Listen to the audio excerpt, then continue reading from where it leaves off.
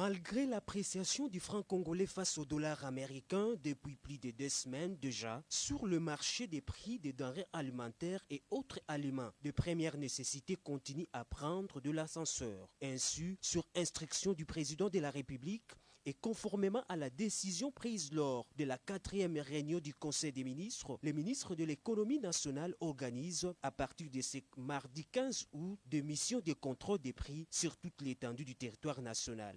C'est après avoir constaté les non-changements des prix de biens et services sur le marché. C'est malgré les efforts du gouvernement visant la stabilisation du taux d'échange. Comptant de cette mesure, les consommateurs quinois à travers leur président appellent le gouvernement pour son application effective. Nous saluons d'abord cette décision du ministre de l'économie nationale pour que les inspecteurs puissent mieux faire leur travail.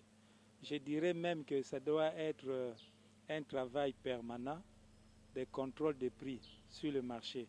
Et comme vous le savez, dans l'État, les prix dans nos marchés s'étaient affichés.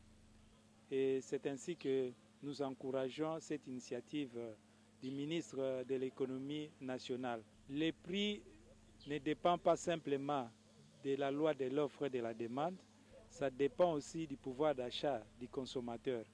Et c'est pour cela que l'État congolais doit nécessairement réhabiliter les consommateurs dans leurs droits, c'est-à-dire payer régulièrement les salaires.